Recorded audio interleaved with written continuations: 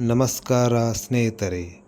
ಭಾನುವಾರ ನಡೆದ ಹೈವೋಲ್ಟೇಜ್ ಪಂದ್ಯದಲ್ಲಿ defending champions Chennai super Kings ಎದುರು ಆಲ್ರೌಂಡ್ ಪ್ರದರ್ಶನ ತೋರಿದ ಡೆಲ್ಲಿ ಕ್ಯಾಪಿಟಲ್ಸ್ 20 ರನ್ನುಗಳ ಜಯ ದಾಖಲಿಸಿತು. ಟಾಸ್ ಗೆದ್ದ ರಿಷಭ್ ಪಂತ್ ಬಳಗ ಮೊದಲು ಬ್ಯಾಟ್ ಮಾಡಲು ಮುಂದಾಯಿತು.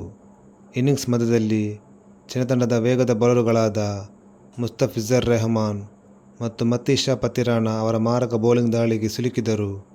20 ಓವರುಗಳಲ್ಲಿ 191 ರನ್ನುಗಳ ಬೃಹತ್ ಮೊತ್ತವನ್ನೇ ದಾಖಲಿಸಿತು. ಆರಂಭಿಕರಾದ ಡೇವಿಡ್ ವಾರ್ನರ್ 52, ಪೃಥ್ವಿ ಶಾ 43 ಹಾಗೂ ನಾಯಕ ರಿಷಭ್ ಪಂತ್ 51 ರನ್ನುಗಳ ಸ್ಫೋಟಕ ಬ್ಯಾಟಿಂಗ್ ನಡೆಸಿ ತಂಡದ ಬೃಹತ್ ಮೊತ್ತಕ್ಕೆ ಕಾರಣರಾದರು.